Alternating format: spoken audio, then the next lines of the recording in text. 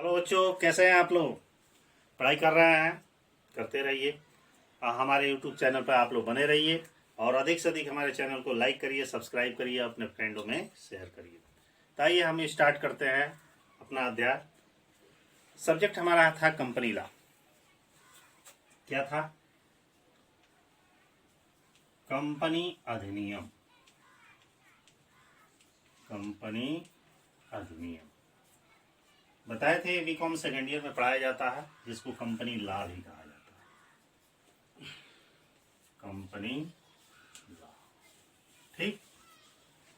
आज इस वीडियो में हम जानेंगे कि कंपनी के, कल बताए थे कि कंपनी क्या है, कंपनी की क्या विशेषता है, कंपनी के प्रकार के बारे में बता दिए। आइए आज जानते हैं कि कंपनी के लाभ और हानि क्या। ठीक ना? इस वीडियो में हम क्या जानेंगे? कंपनी के लाभ और हानि। तो सबसे पहले शुरू करते हैं कंपनी के लाभ। इसी को महत्व भी कहा जाता है, इंपोर्टेंस ऑफ कंपनी। ठीक है। कंपनी की सबसे पहले लाभ क्या है? क्या इसके प्रॉफिट है? कंपनी से क्या फायदे? कंपनी का लाभ ये है, पहला है इसमें अधिक पूंजी होती है। ध्यान दीजिएगा, अधिक पूंजी होती। कैसे? क्योंकि जितने भी व्यवसाय हैं, कारोबार हैं, उन सभी कारोबारों में सबसे बड़ा जो संगठन होता है वो हमारा कंपनी होता है। कंपनी में अधिक पूंजी की आवश्यकता होती है। तो पहला लाभ क्या है कि अधिक पूंजी होती है। इसमें अन्य व्यवसायों की तुलना में कंपनी में क्या होती है? पूंजी की मात्रा बड़ी होती है। दूसरा है इसमें लाभ इसका अस्थायी अस्तित्व। अस्थायी अस्तित्व। अस्थायी अस्तित्व का मतलब होता है कि अन्य जितने भी व्यवसाय हैं, कभी यहाँ कभी वहां, कुछ समय चले कुछ समय बंद हो गए, ठीक ना? लेकिन कंपनी जो भी बनती है इस उद्देश्य से बनती है कि बहुत निरंतर कई वर्षों तक, लंबे समय तक चलती रहेगी। अर्थात इसका अस्तित्व क्या होता है? अस्थायी होता है। ठीक ना? लंबे अवधि के लिए स्थापित की जाती है, ऐसा नहीं कि आज बना कल खत्म। ठीक ना? तीसरा इसमें है दायित्व सीमित।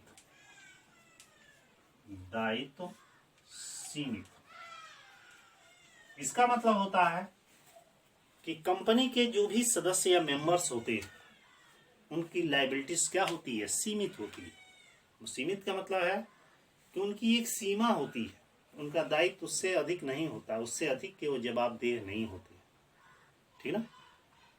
जबकि अन्य व्यवसाय जैसे एकाकी व्यापार, साझेदारी व्यापार है, इसमें सदस्यों का दायित्व क्या होता है? असीमित होता है। लेकिन यहाँ पे सदस्यों का दायित्व सीमित होता है। अगला है अंशों के हस्तांतरण की हस्तांतरणशीलता। अंशों के हस्तांतरणशीलता। अंशों के हस्तांतरणशीलता का मतलब होता है कि जो भी इसके शेयर्स होते हैं जो कंपनी द्वारा जारी किए जाते हैं वो ट्रांसफरेबल होते हैं, माने उसको एक व्यक्ति से दूसरे व्यक्ति के पास ट्रांसफर किया जा सकता है। मतलब खुले बाजार में अंशों का स्वतंत्रता पूर्वक क्रय विक्रय किया जा सकता है। एकाकी या अन्य व्यवसायों में अंशों का क्रय विक्रय नहीं किया जाता, लेकिन कंपनी में अंशों का क्रय विक्रय किया जाता है। अगला, कंपनी में जो होता है वो कुशल प्रबंध होता है। कुशल प्रबंध का मतलब है कि इसके जो मैनेजमेंट होते हैं एकदम फुली क्वालिफाइड एक्सपीरियंस होल्डर्स होते हैं। मतलब इनकी मैनेजमेंट कमेटी बहुत बेहतर ढंग की होती है। अन्य व्यवसाय की तुलना में कुशल प्रबंध की व्यवस्था कंपनी में होती है। अगला, जनतांत्रिक प्रबंध।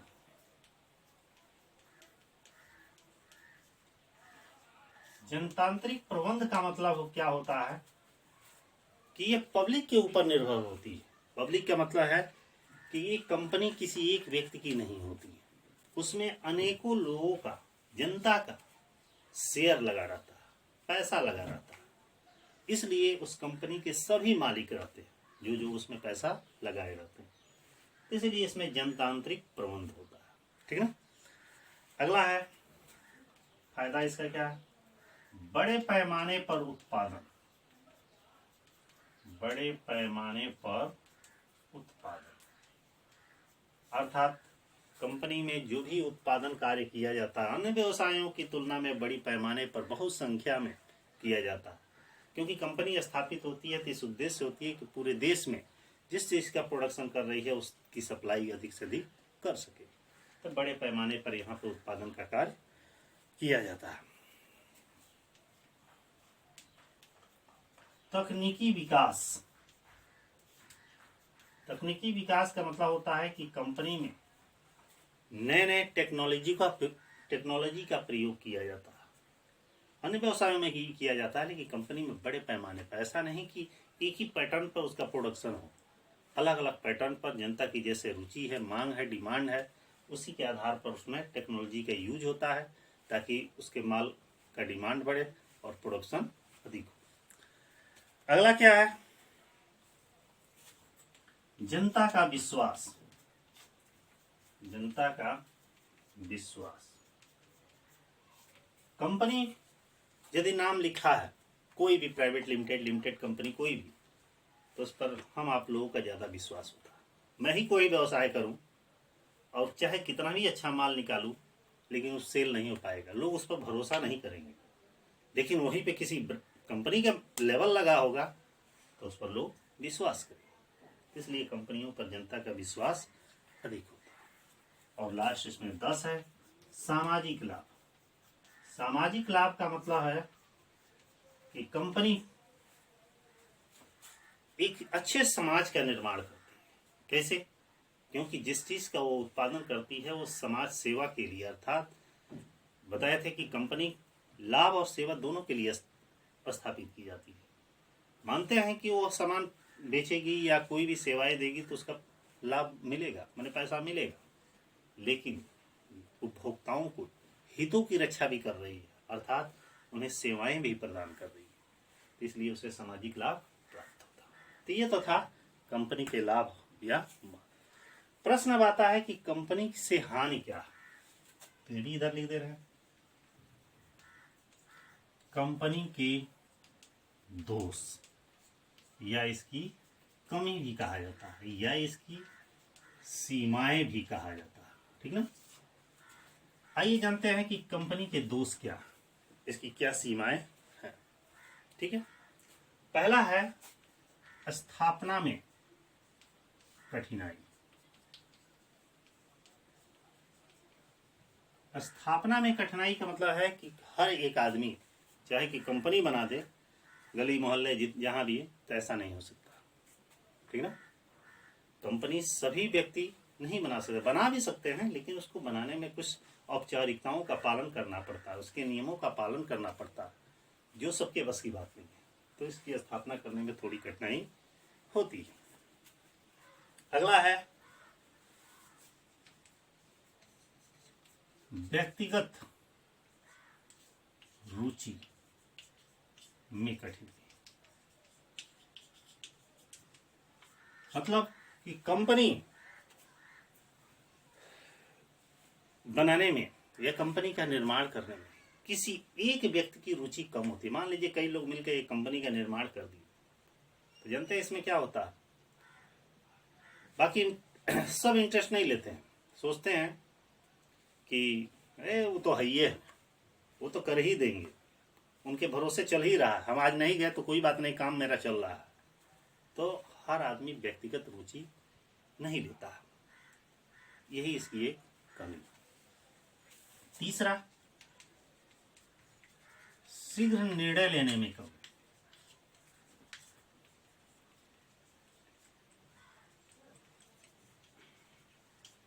अब प्रश्न है कि कैसे शीघ्र निर्णय लेने में कमी है। अभी बताएं कि कंपनी कई लोगों के द्वारा मिलकर बनाई जाती है, उसमें बहुत सारे ऑनर्स होते हैं, कोई इंडिविजुअल एक आदमी का नहीं रहता है। मान लीजिए एक आदमी ही इंडिविजुअल स्थापित कर दे तो उसमें पैसा काफी लोगों का इन्वेस्ट रहता है। यदि वो अपने मन मुताबिक काम किया तो लोग विरोध करना शुरू कर देंगे, यदि उनके अनुकूल नहीं है तो। उसी तरह कंपनी में कोई भी डिसीजन लिया जाता है तो इंडिविजुअल भले वो मैनेजिंग डायरेक्टर क्यों ना, वो डिसीजन नहीं ले सकता, वह बोर्ड ऑफ डायरेक्टर्स की एक मीटिंग बुलाता है, सारे डायरेक्टर्स या मेंबर्स जितनी हैं उनकी सहमति से ही कोई निर्णय लेता है, अर्थात सिर्फ निर्णय लेने में उसे विलंब होता है। अगला है अधिक कानूनी हस्तक्षेप। अधिक कानूनी हस्तक्षेप। कंपनी अन्य व्यवसायों की तुलना में इसमें कानूनी नियमों का ज्यादा पालन करना पड़ता है, कानून का, नियम का इसमें ज्यादा हस्तक्षेप होता है।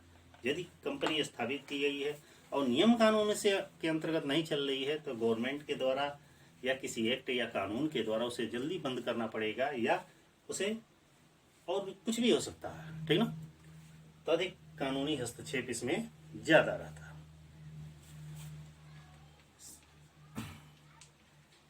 सट्टेबाजी को प्रोत्साहन। कंपनी में सट्टेबाजी का ज्यादा बढ़ावा होता है। देखते होंगे मार्केट में बहुत सारे प्रोडक्ट निकलते हैं अलग अलग कंपनियों के, लेकिन सब होड़ में लगे रहते हैं, एकदम खुली प्रतियोगिता रहती है, हर आदमी चाहता है कि हमारा माल इस स्तर से बेचे, तो वो सट्टेबाजी को इसमें बढ़ावा मिलता है। अगला है गोपनीयता की कमी। गोपनीयता की कमी। कंपनी में गोपनीय चीज कोई नहीं रहता, इसलिए कहावत है जो दिखेगा नहीं तो बिकेगा कहाँ, अर्थात इसमें उसकी गुणों और गुणों को बताया जाता है। देखे होंगे टीवी में ऐड आता है तमाम कंपनी के बारे में, उसके प्रोडक्ट के बारे में, उसकी सारी क्वालिटियां खूबियां बता दी जाती है। यहाँ तक ये भी बताया जाता है कि कंपनी कितना ग्रोथ कर रही है, कितना माइनस में चल रही है, ठीक है। तो इसमें गोपनीयता का अभाव पाया जाता है। अगला है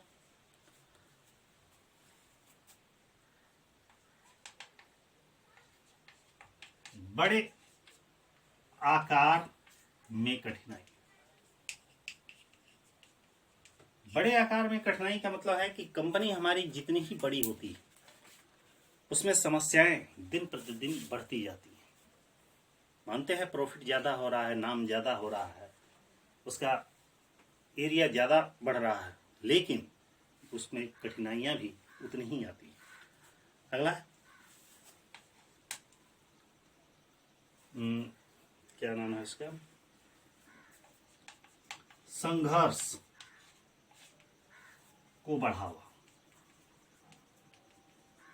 संघर्ष को बढ़ावा का मतलब है कि कंपनी जब आकार बढ़ता है तो उसमें यूनियन बन जाता है, आए दिन झगड़ा लड़ाई सब होता रहता है मजदूरों में, उनका एक संगठन में कभी हड़ताल कभी तालाबंदी, ऐसे विरोध होते रहते हैं।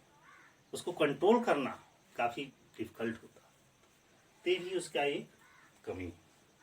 और भी बहुत सारे कमी है, उपभोक्ताओं का शोषण होता है, ठीक ना, तमाम चीजें हैं। ठीक है, फिलहाल इतना ही आप पॉइंट याद करिएगा, ध्यान दीजिएगा कि जो भी छोटे छोटे पॉइंट्स दिए जा रहे हैं इस पे समझिए क्वेश्चन बन जाएगा आपका। जैसे कि कंपनी के लाभ और दोष बताइए, कंपनी के महत्व या सीमाएं बताइए। तो ये पॉइंट्स जो दिए गए हैं इसको काफी नोट्स में तैयार कर लीजिएगा। जब ये पॉइंट्स जानते रहेंगे तो इसके बारे में आप सुने भी रहेंगे तो एक्सप्लेन कर सकते हैं, एग्जाम में अच्छे नंबर से पा सकते हैं, लिख सकते हैं। तो इसी तरह हमारा कंपनी अधिनियम जो बीकॉम सेकेंड ईयर में पढ़ाया जाता है, आज एक टॉपिक समाप्त हो गया। फिर अगले टॉपिक में आपसे कल मिलेंगे। लेकिन जाने से पहले एक बार बता दें कि जितने भी बीकॉम सेकेंड ईयर के स्टूडेंट हैं जो कंपनी अधिनियम उनके सिलेबस में है, आप उन्हें अधिक से अधिक शेयर करें, उन्हें भी बताएं कि हाँ इस चैनल के माध्यम से आपको कुछ जानकारियाँ कुछ दी जा रही हैं। तो इसी के साथ फिर कल मिलते हैं। ध्यान दीजिएगा, हमारे चैनल को लाइक सब्सक्राइब और शेयर जरूर करें।